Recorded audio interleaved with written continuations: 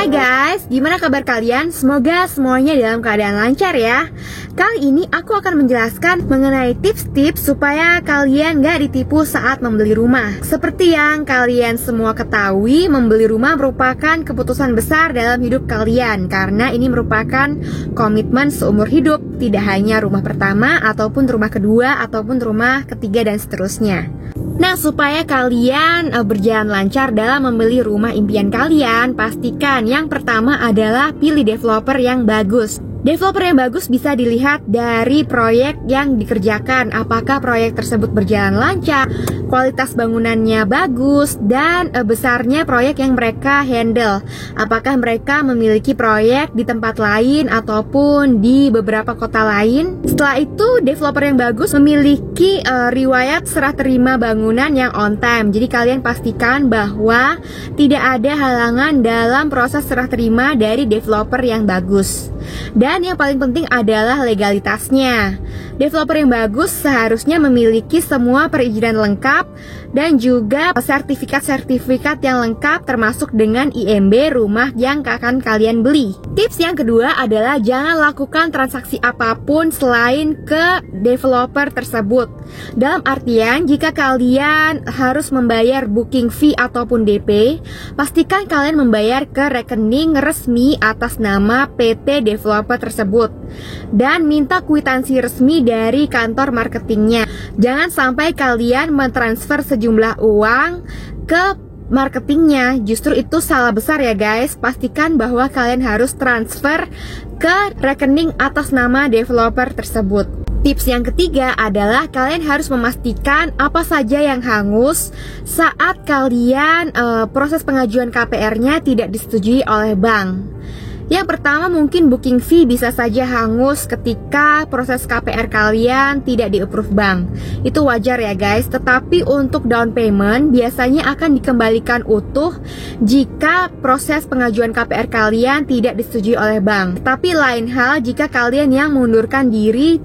Jika kalian tidak jadi membeli rumah tersebut, bisa saja DP-nya hangus. Itu kalian harus jeli ya, dan harus dikatakan di awal dengan jelas kesepakatan awalnya seperti apa, apakah DP hangus atau tidak saat akan mengajukan proses KPR ke bank. Jika kalian ingin melakukan pembayaran DP dalam jumlah besar, misalkan harga rumahnya 600 juta, kalian punya uang untuk membayar DP sebesar 50% atau 300 juta. Nah, kalian biasanya diwajibkan untuk membayar DP di awal nih sebelum proses pengajuan KPR. Tetapi perlu diperhatikan bahwa karena DP kalian yang sangat besar tersebut, kalian harus diskusi dengan pihak developernya. Apakah pembayaran DP dapat dilakukan secara bertahap dan memajukan proses pengajuan KPR-nya, sehingga kalian akan lebih secure dan dapat kepastian bahwa KPR kalian disetujui, baru kalian melakukan pelunasan DP. Itu akan lebih aman dan lebih tenang ya. Pada dasarnya segala sesuatunya bisa dibicarakan dengan developernya. Jadi kalian jangan takut untuk nego dengan developer tempat kalian akan membeli properti tersebut. Tips selanjutnya adalah jika pengajuan KPR kalian disetujui dan kalian telah melakukan tanda tangan akad kredit, sebelumnya kalian harus memastikan bahwa serah terimanya harus dilakukan secara on time. Biasanya 1 tahun setelah proses akad kredit. Itu kalian harus pastikan ada kesepakatan di awal ya, dan tertuang dalam PPJB kalian. Kalian bisa tanyakan langsung ke developernya apakah selama ini mereka melakukan proses serah terima secara on time, ataupun sebaiknya kalian juga langsung tanya ke penghuni yang sudah memiliki properti di sana. Apakah mereka dulunya diserah terimakan rumah dalam waktu yang sesuai dengan kesepakatan awal atau tidak? Jika tidak atau molor beberapa bulan, seharusnya developer memberikan kompensasi kepada kita selaku pembelinya. Biasanya kompensasi itu berupa penghapusan biaya IPL atau iuran pemeliharaan lingkungan selama 6 bulan ataupun setahun. Nah, ini harus dibicarakan di awal guys, seperti apa kompensasinya dari developer jika serah terimanya dilakukan dalam waktu yang melebihi batas waktu kesepakatan awal. Setelah itu kalian juga harus memiliki kesepakatan di awal bahwa setelah proses serah terima akan ada masa garansi setelah serah terima rumah tersebut. Biasanya sih 3 bulan guys, jadi tergantung developernya ya. Nah, dalam kurun waktu 3 bulan tersebut, kalian harus jeli dan detil untuk mengecek semua fasilitas yang ada di rumah tersebut.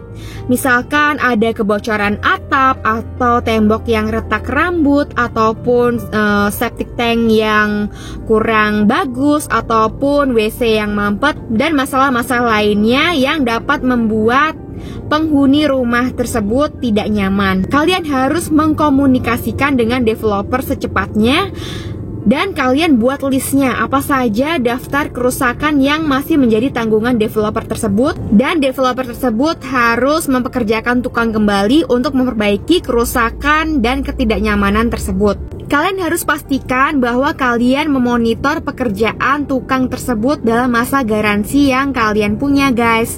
Karena ada juga orang yang tidak terlalu memperhatikan, bahkan mengabaikan, sehingga setelah masa garansinya habis, developer dapat berkelit bahwa kerusakan yang terjadi bukan menjadi tanggung jawab mereka lagi. Biasanya setelah rumah jadi, kalian akan dikabarkan oleh developernya bahwa kalian dipersilakan untuk menaikkan status rumah, misalkan dari yang sebelumnya hak guna bangunan menjadi hak milik. Nah, itu menjadi hak kalian nih.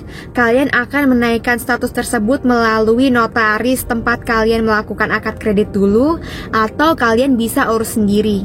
Nah, sebaiknya kalian cepat-cepat mengurus kenaikan status ini ya guys. Dengan menaikkan status ke hak milik, tentu saja hati kalian lebih tenang, sehingga pada saat pelunasan nanti, sertifikat yang akan kalian tebus di bank sudah merupakan sertifikat hak milik.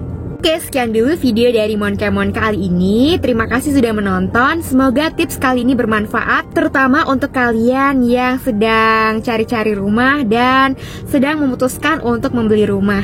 Semoga bisa menjadi tambahan informasi ya untuk kalian. Dukung terus channel Monkemon dengan like, komen di bawah, dan juga subscribe. Jangan lupa share video ini ke teman-teman kalian sebanyak-banyaknya. Terima kasih, bye-bye.